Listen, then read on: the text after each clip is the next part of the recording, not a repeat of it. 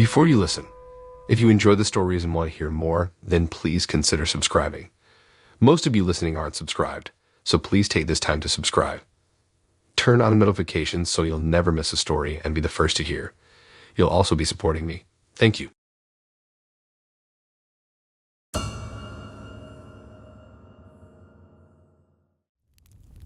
Swiping right, swiping left. That's been my life recently as I've tried to navigate the wild world of dating apps. I never thought I'd resort to this, but my friend convinced me to give it a shot. You never know who you'll meet, she said enthusiastically. Despite my hesitations, I made a profile and started swiping. Most of the time, nothing exciting happened. A few matches here and there, some decent conversations, but no real connections. I was starting to think this was a waste of time. But then one day, I matched with someone who really caught my eye. Their profile made me laugh and their pictures were inviting. When we started messaging, the conversation flowed easily. Within a few exchanges, we decided to meet up for coffee. I'll admit, I was nervous as I walked to the cafe where we planned to meet. What if it was awkward? What if we had nothing in common in person? I shook off my anxieties as I stepped inside and looked around. And that's when I saw them waving me over with a warm smile. Any worries that had instantly vanished. We sat talking for what felt like hours, lost in conversation. Turns out we did have a lot in common after all. We laughed at each other's jokes and shared stories from our lives. I was amazed at how comfortable I felt, like I was talking to an old friend. This was going so well. About halfway through the date, I noticed a shift. Their smile faded and they seemed distracted, looking around the cafe anxiously. I asked if everything was all right, but before they could respond, the coffee shop door flew open.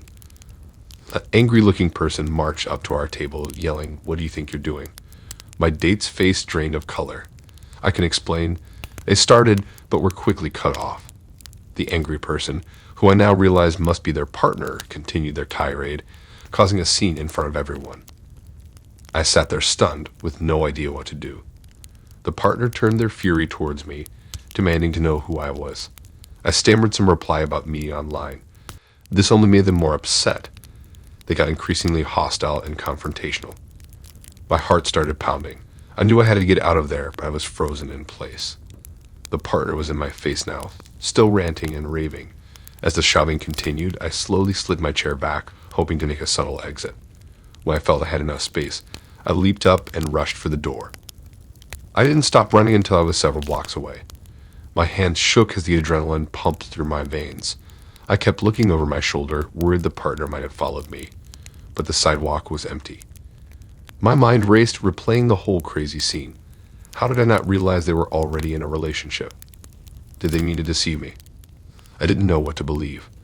All I knew was that I wanted no part of whatever drama I had stumbled into.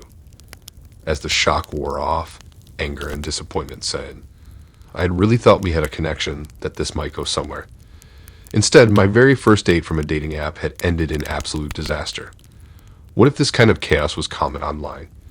Did I really want to risk going through this again? By the time I got home, I had made up my mind. I was deleting my profile as soon as I got inside. This was the end of my online dating experiment. It clearly wasn't the right approach for me if this is what it led to. I'd stick to meeting people the old-fashioned way from now on. In the following days, I felt myself hesitate every time I went to open one of the dating apps. But I stayed strong and didn't reinstall them. I knew it was for the best after what I had been through. Still, a part of me wondered if I had given up too easily. My friend kept telling me I couldn't judge all dating app experiences based on just one bad date.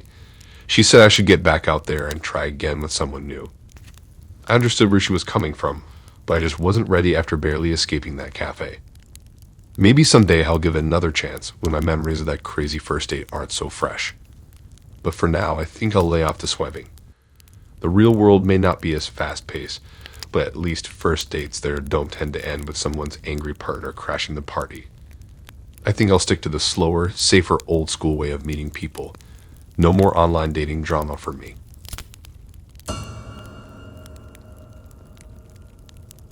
I should have known something was off from the moment I swiped right on Tinder and matched with Mike. His profile seemed normal enough. A few decent photos, basic info, nothing too weird. We chatted for a bit and he seemed nice, so we decided to meet up for drinks. When I arrived at the bar, I immediately spotted him sitting at a table in the corner. He waved me over and I sat down, trying my best to make casual conversation. Right away, I could tell he was a bit off. His eyes had this intense, almost manic look to them, and he kept shifting around uncomfortably in his seat. The more we talked, the more I realized this guy was not who he presented himself to be online. He started ranting about crazy conspiracy theories, going on and on about how the government was watching all of us and how the pandemic was a hoax.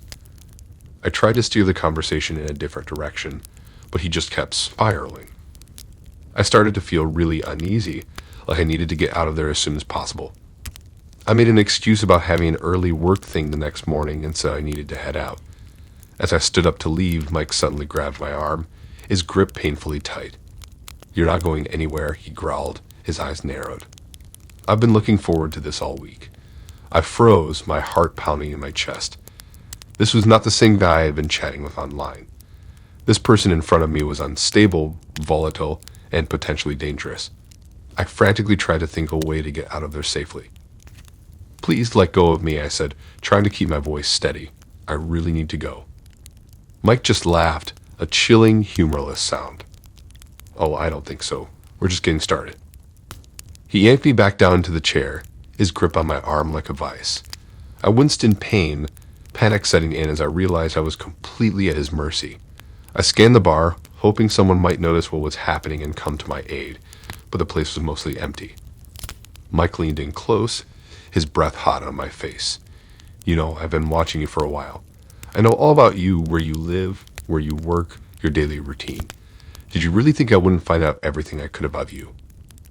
I felt like I was going to be sick. This guy was completely unhinged, and I was trapped with him. I needed to get away, but I had no idea how. I frantically racked my brain, trying to come up with some kind of plan. Suddenly, Mike stood up, yanking me up with him. "Come on, we're leaving," he snarled, dragging me towards the exit. I stumbled after him, my mind racing. I had to do something, anything, to get away from this guy before God knows what happened. As we stepped outside, I spotted a group of people a few blocks down the street. Without thinking, I started yelling for help, screaming as loudly as I could. Mike spun around, his face contorted with rage, and he backhanded me hard across the face.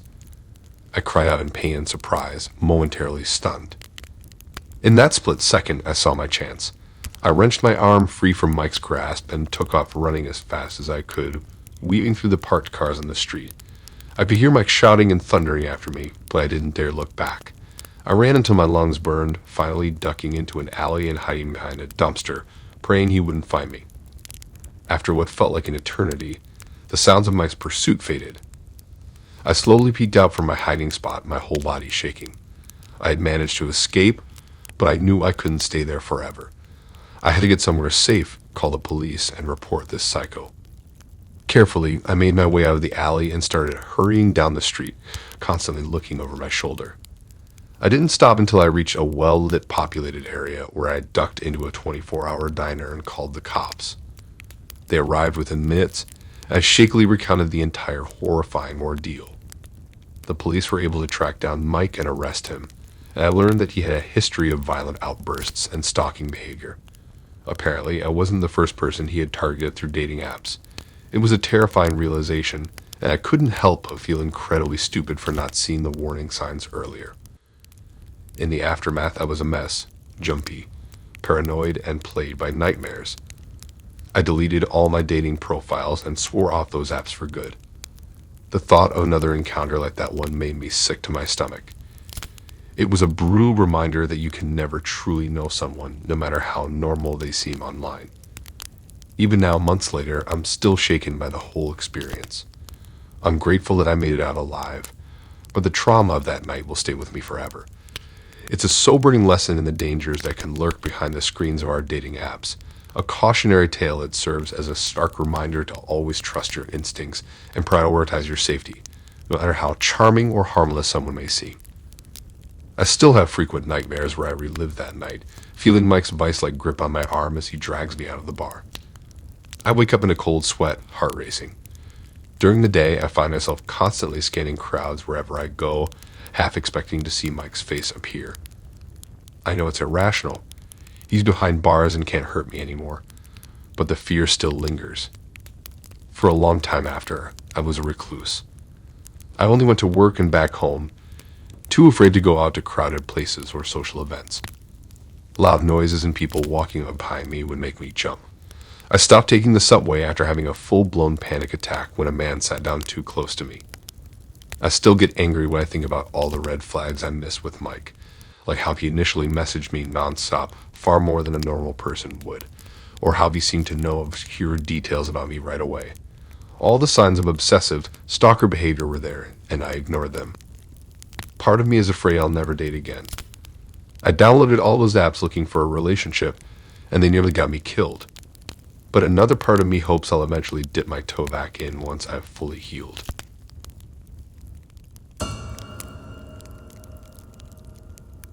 I can't believe I was so stupid. I should have known better than to trust someone I met online, but I was just so desperate to find a connection. Now I'm sitting here, trapped in this stranger's apartment, wondering how the hell I'm going to get out of this alive. It all started a few weeks ago when I downloaded that new dating app, Spark. I've been single for a while and was starting to feel pretty lonely, so I figured, why not give it a shot? I created a profile, added a few decent photos, and started swiping. At first, it was all the typical matches. Awkward-looking guys trying too hard to be charming, or worse, total creeps. But then I came across this guy, Ethan. His profile seemed normal enough, and he was actually kind of cute in a rugged, outdoorsy sort of way. We started chatting, and he seemed really nice and funny.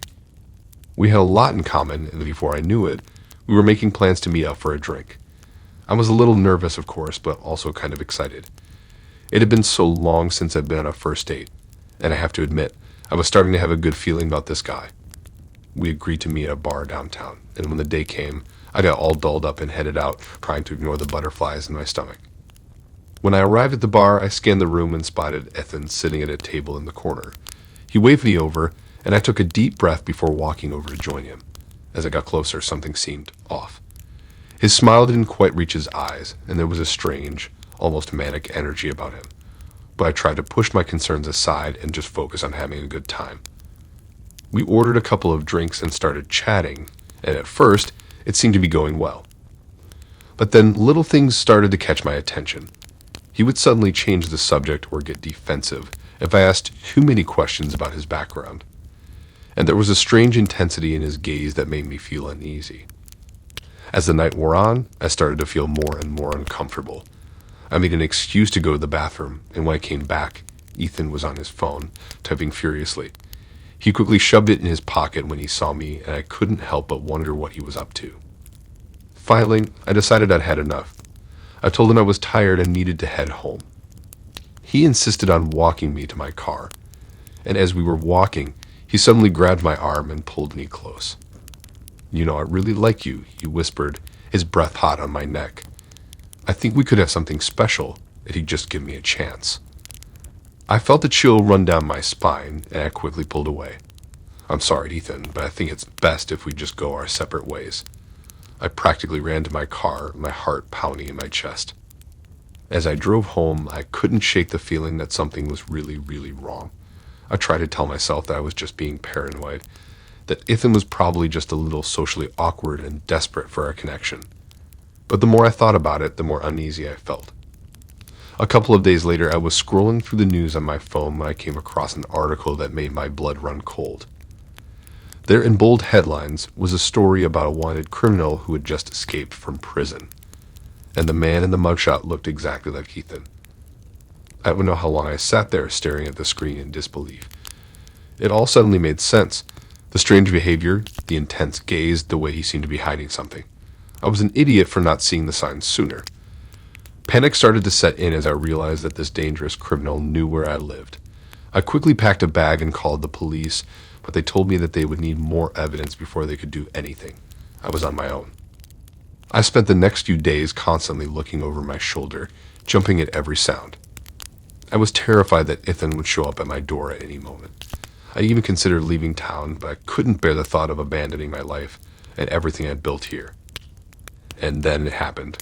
I was at home trying to watch TV and distract myself when there was a knock at the door. My heart leaked into my throat as I peered through the peephole and saw Ethan standing on my doorstep, a twisted grin on his face. I frantically looked around for anything that I could use to defend myself. But before I could do anything, the door suddenly burst open, and Ethan came charging in. I screamed and tried to run, but he caught me and dragged me to the ground, pinning me down. "You just couldn't leave well enough alone, could you?" he hissed, his eyes wild. "Now you're going to pay the price." I closed my eyes, bracing myself for the worst, but somehow I managed to break free and scramble to my feet. I ran to the kitchen, grabbing the first thing I could find, a large butcher's knife. I swung it at Ethan, catching him in the arm. He howled in pain and staggered back, giving me just enough time to dart out the front door and start running. I don't know how long I ran or where I was going, but I just knew I had to get as far away from Ethan as possible. Eventually, I ended up at a police station, breathless and shaking, and told them everything. They immediately put out an all-points bulletin for Ethan, and within a few hours, he was in custody. As I sit here, safe and sound, I can't help but feel incredibly foolish for ever trusting that man. But I also know that I'm incredibly lucky to be alive. This experience has taught me a valuable lesson. Never, ever let your guard down when it comes to online dating. You never know who you're really talking to.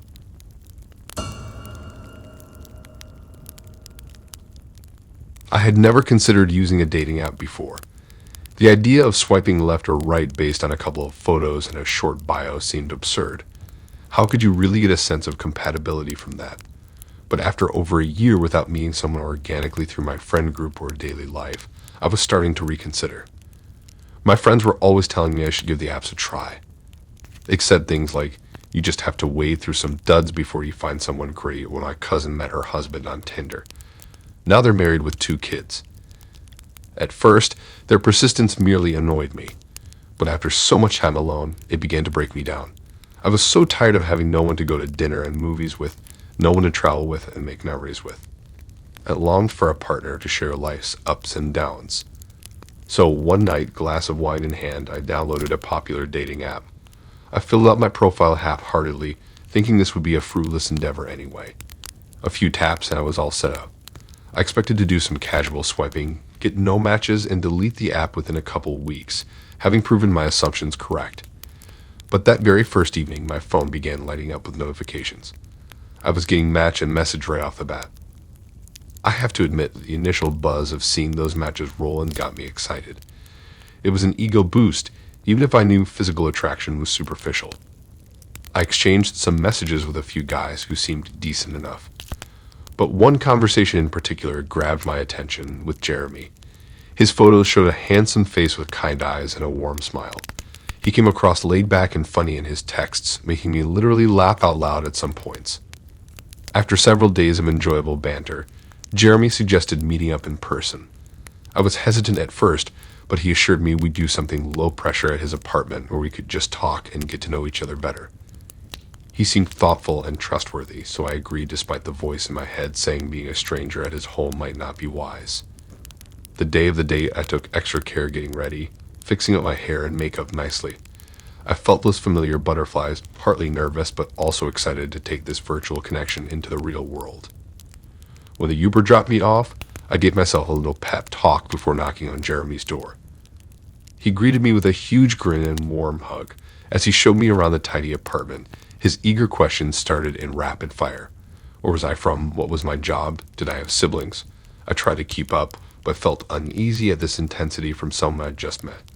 Our online banter was gone, replaced by an almost aggressive curiosity from him. He kept steering the conversation into very personal territory. Past relationships, childhood memories, fears, and insecurities. The harder I tried to steer us back to small talk, the more frustrated he seemed to get. After less than an hour of this whiplash dynamic, I knew I had to get out of there. Jeremy protested as I stood to leave, saying he'd made us dinner. I may have an excuse about meeting a friend and headed for the door. But as I reached to open it, he grabbed my wrist forcefully. "Don't go yet," he said with gritted teeth. Fear coursed through me. Acting on pure instinct, I screamed at him to let me go and stomped down hard on his foot. This gave me just enough time to break free and sprint down the hallway toward the stairs. I raced down and out of the building, not stopping until I was several blocks away. I struggled to catch my breath and call an Uber, hands shaking from leftover adrenaline. That night, I removed my dating profile, changed my password, and deleted the app.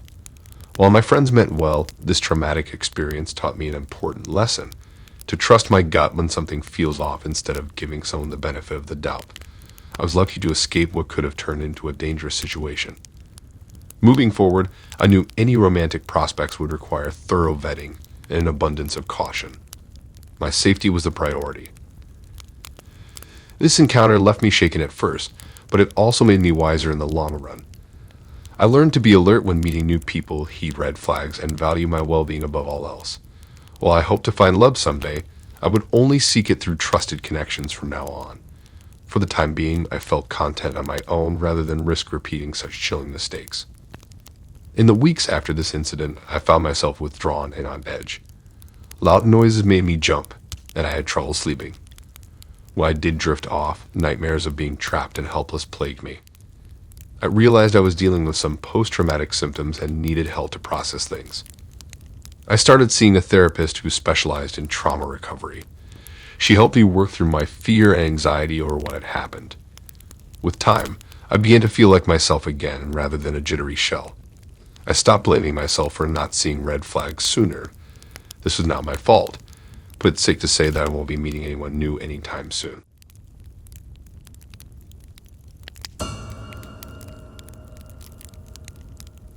I'll never forget the night I first met him. It was a Saturday, and I was getting ready for a first date with a guy I had matched with on the popular dating app Swipeman. I was feeling nervous but excited as I put the finishing touches on my makeup and outfit. We had been chatting on the app for about a week leading up to the date, and he seemed really great over text. Funny, smart, and interested in a lot of the same things as me. His name was Rob. He was an accountant and a few years older than my 28 years. His dating profile picture showed a tall, dark, and handsome guy with a warm smile. When Rob suggested meeting for dinner at a trendy new restaurant downtown, I readily agreed. I felt ready to meet him in person, thinking this could really lead to something. The restaurant he chose seemed like the perfect spot for a first date. Upscale yet casual, with a bustling but romantic atmosphere. Rob was already waiting for me when I arrived, sitting at a table and looking as handsome as his photos. He stood up with a big smile when he saw me, greeting me with a friendly hug. He told me I looked beautiful, and I smiled and thanked him, already feeling at ease. The conversation flowed effortlessly as we sat down to eat. Rob was just as funny and charming face-to-face as he had been over text. We spent hours chatting, laughing, and getting to know each other. We closed down the restaurant, losing track of time as we talked. I left the date feeling like I was floating on air. Rob walked me to my car, kissed me goodnight, and asked if he could see me again soon. I happily agreed, thrilled that our first date had gone so perfectly. Over the next few weeks, Rob and I fell into an easy routine, seeing each other a couple times a week, going on romantic dinner dates, long walks through the park, and weekends spent cuddling on the couch watching movies. Things were going better than I ever could have imagined. Or so I thought, until some cracks started to show in Rob's charming exterior. At first it was just innocent text during the day, and wanting to check in constantly, see how I was doing, what I was up to. But the texts became more and more frequent, almost obsessive. If I didn't respond right away or told him I was busy, he would get upset and accuse me of ignoring him. His behavior went from sweet to smothering so quickly. Suddenly, date nights involved constant texting, Rob needing to know my location and asking me to send him pictures to prove where I was. He showed up unannounced at my apartment or work, saying he just wanted to see me and surprise me. It was all under the guise of being romantic, but the tone was all wrong. I started to realize something wasn't right here. The final straw came one night when Rob demanded I skip going out with friends to spend time with him. When I refused, the charming facade completely fell away. He yelled at me, called me selfish and uncaring. I was terrified by this sudden rage from someone I had thought to be so gentle. I knew I had to end things, but Rob did not take the breakup well. The barrage of calls and texts was constant, vacillating between desperate pleas to get back together and cruel accusations. He said I had led him on, that I owed him another chance. He even threatened to show up at my work to force me to talk to him. I told him clearly to stop contacting me, then blocked his number. I hoped that would be the end of it. But I noticed a car that looked like his lingering near my apartment at odd hours.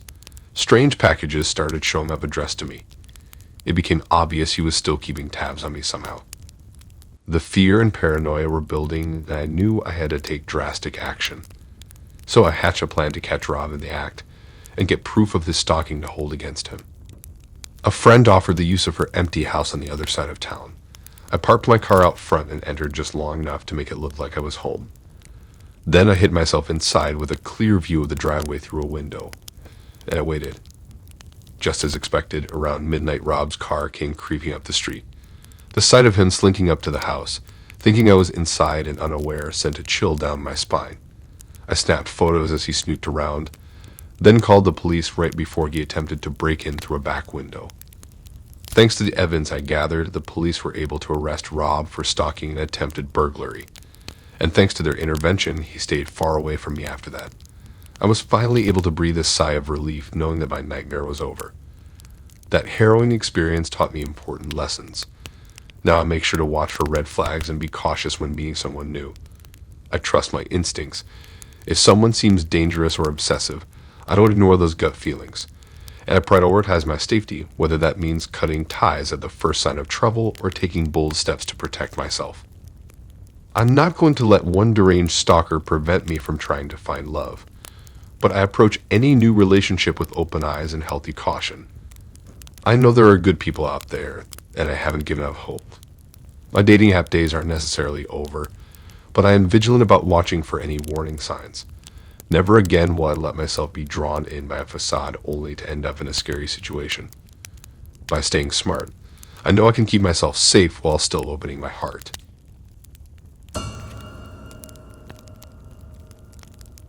It was just another regular Friday evening. I'd gotten home from work, changed into comfy clothes, and settled onto the couch with my phone in hand, ready to swipe away on the latest dating app craze. I had been single for a while and was hoping to meet someone new. As I browsed through profiles, I came across a gorgeous brunette with sparkling green eyes and a smile that felt oddly familiar.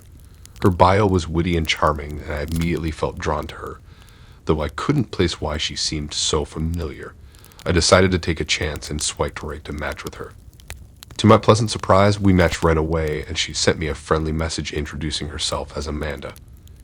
We started chatting and really hit it off. The conversation flowed effortlessly, and I felt completely comfortable with her, which was unusual for me with someone I had just met online.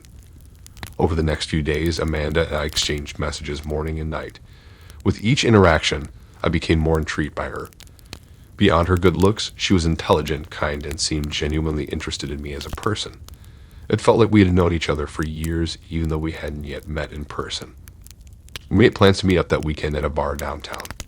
I spent way too much time picking out my outfit and checking my hair and makeup, feeling oddly nervous about meeting her. When I arrived at the bar, I immediately spotted Amanda waiting for me near the entrance. She looked just like her photos, but tight brunette with eyes that felt so familiar. We hugged hello, and I noticed she smelled faintly of jasmine, a scent that stirred up hazy memories I couldn't grasp. Over drinks, the conversation picked up right where it left off online. I was mesmerized by Amanda's smile and found myself staring into her eyes, feeling like I could dive right into them. As the night went on, I started to feel slightly dizzy and disoriented. I figured I was just feeling intoxicated from the drinks and thought nothing of it. But the feeling progressively worsened. The bar started to spin around me. I had trouble focusing on Amanda sitting across from me. I felt confused and overwhelmed by nausea. Eventually, I had to excuse myself to the restroom, where I splashed cold water on my face and tried to regain composure. Looking at my reflection in the dingy mirror, a memory suddenly flashed through my mind. Those green eyes hovering over me, a sleek smile at the walls of a club spinning. Then it hit me all at once. A year ago, I had gone clubbing with some friends. I met an attractive brunette there who had bought me a drink. An hour later, I was nearly passed out at our table, the room spinning around me. My friend said I had too much to drink, though I barely remembered consuming more than one or two. This woman, Amanda, was eerily familiar because a year ago she had slipped something in my drink while I wasn't looking. She had tried to take advantage of my drugged state, but thankfully my friends had gotten me home safely. Now here I was again, feeling that same dizziness and disorientation. I looked over at Amanda flirtatiously chatting with the bartender, and a chill went down my spine. She was Predator, and I had fallen for her trap again. I knew I had to get out of there fast. I stumbled out of the bathroom through the crowded bar, keeping my head down to avoid eye contact with Amanda. The cool night air hit me as I burst through the front doors and fumbled for my phone to call an Uber. By the time I got home, I was fully panicked. I realized I was lucky to have escaped before Amanda could try anything in my compromised state. Beyond feeling violated that she had drugged me again, I was terrified of what she was capable of. Anger coursed through me when I thought back to all the intimate conversations we'd had, the effortless connection I thought we had formed. She was a master manipulator, and I had been a fool to fall for her act. I called the police and filed a report about the incident at the club a year ago, and a recent occurrence at the bar. They tracked down Amanda and discovered a history of drugging unsuspecting dates that fit a certain profile. I shuddered, realizing I could have been her next victim if I hadn't pieced together the truth. The police were able to build a case, and eventually Amanda was brought to justice. Though I still felt shaken and violated from the incidents, I found some solace knowing she wouldn't be able to harm anyone else. I made a promise to myself to be more cautious moving forward. The experience taught me that predators can come in unlikely packages and charm their way into earning their trust. I'd known how to listen to my instincts and not ignore red flags, even if I want to only see the good in someone. I'm thankful I escaped before real damage was done, but it took me a long time to regain my sense of security and trust in dating. When you come face to face with the dark side of human nature, it changes you. I won't take anything at face value anymore, but I won't let it make me jaded either. I have to hope there are still good, genuine people out there worth taking a chance on.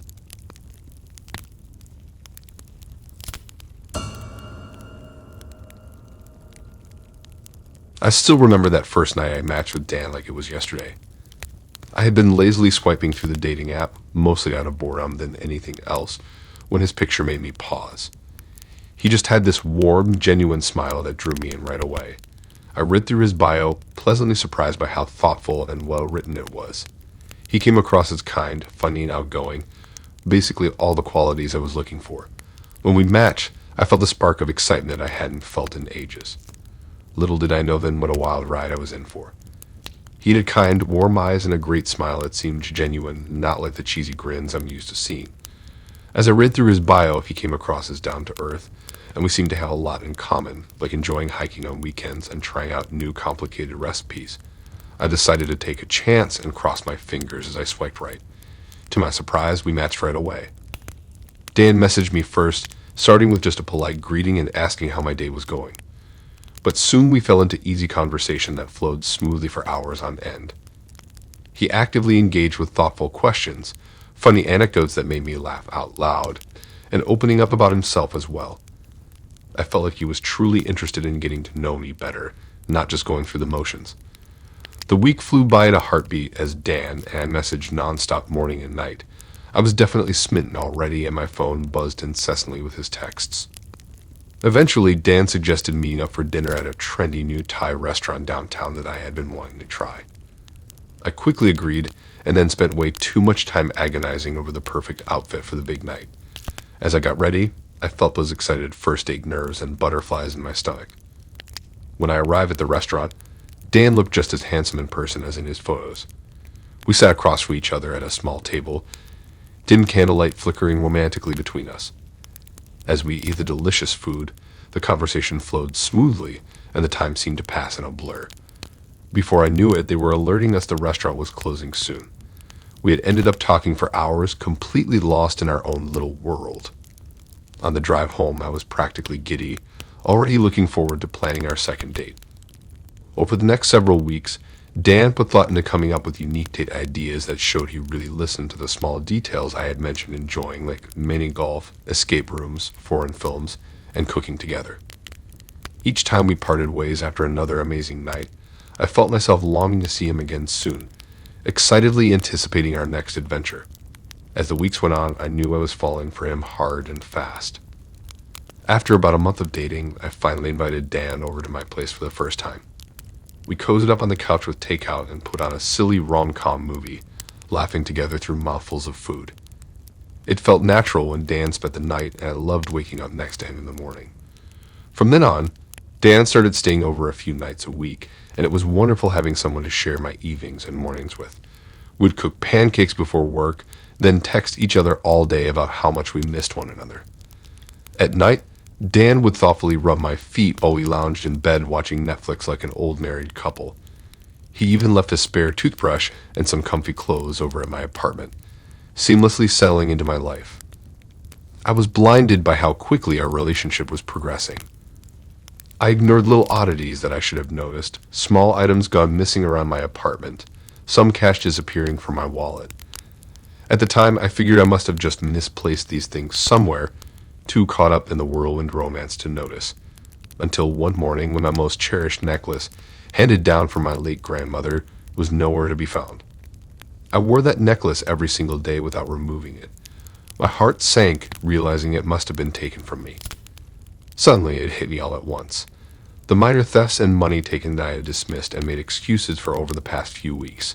I felt sick to my stomach, realizing Dan must have been sneaking around and grabbing whatever he could from my home. My heart ached at the betrayal, after I had trusted him enough to give him a key and welcomed him into the most intimate parts of my world. Filled with a mix of grief and anger, I called Dan, demanding he come over right away. He arrived looking ashamed and defeated, shoulders slumped down knowing he had been caught. Dan admitted to stealing my possessions to pawn and feed a growing drug addiction that had spiraled out of his control. Of course he claimed the necklace was just borrowed, and he planned to return it soon. I was too angry to listen to his excuses and lies anymore and bitterly shut the door in his face. The next few weeks were a confusing swirl of emotions as I tried to process it all. Rage at being manipulated so easily by Dan, deep sadness over losing what I thought had been the love of my life, utter disappointment that the Dan I fell for had just been a facade hiding a darker truth. I quickly had my locks changed and tried to focus my energy on moving forward.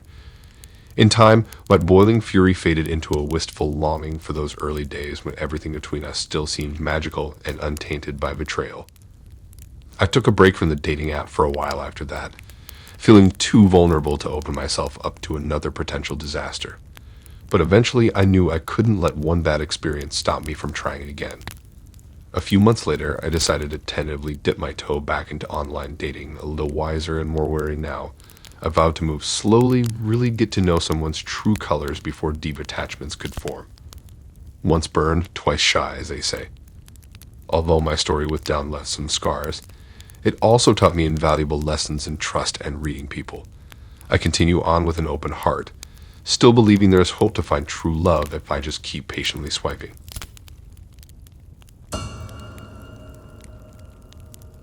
When I think back to those blissful first few weeks, it's hard to connect that man I was falling for with the cold stranger he became. Meeting on a dating app, we just clicked right away. After months of lifeless small talk and awkward dates, it felt refreshing to have such effortless chemistry with someone. We messaged constantly, both eager to share little details about our day or funny anecdotes.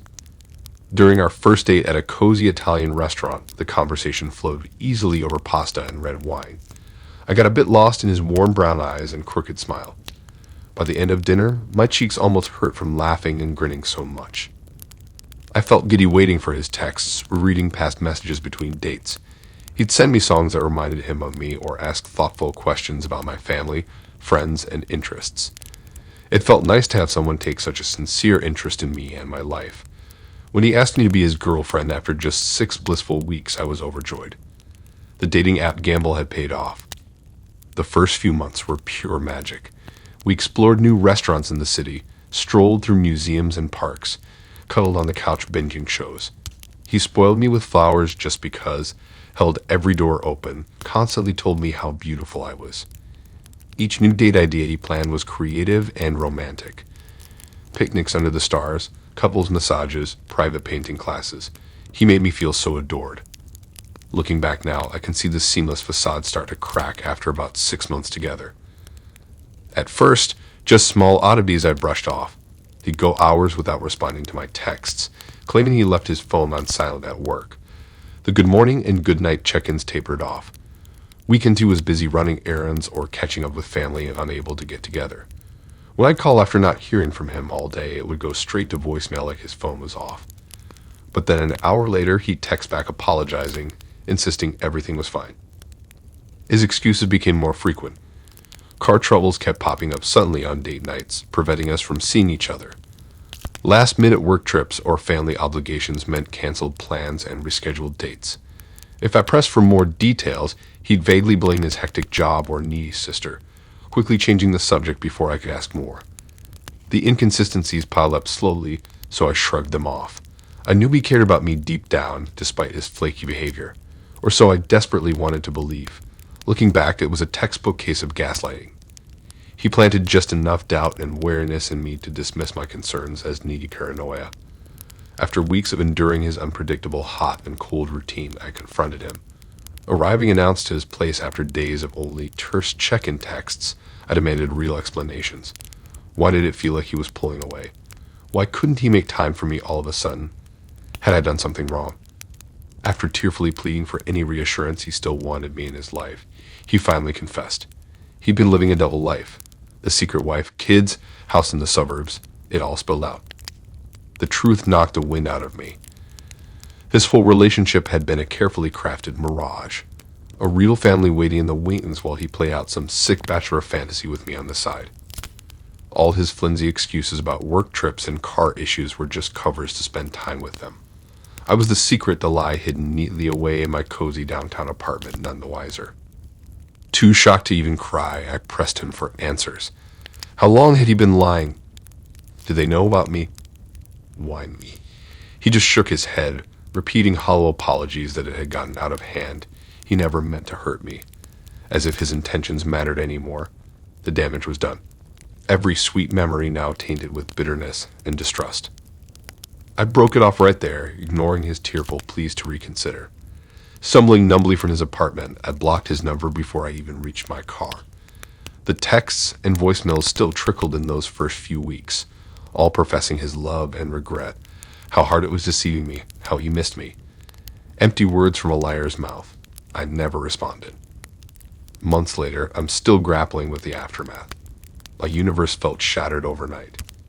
A switch flipped in me, leaving me guarded and skeptical entering any new romance. I overanalyze every postponed date, ambiguous text, suspicious call. It's exhausting. I hate feeling so cynical when getting to know someone new.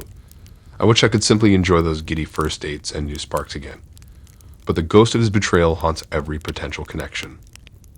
In my tougher moments, I feel foolish for being so easily duped.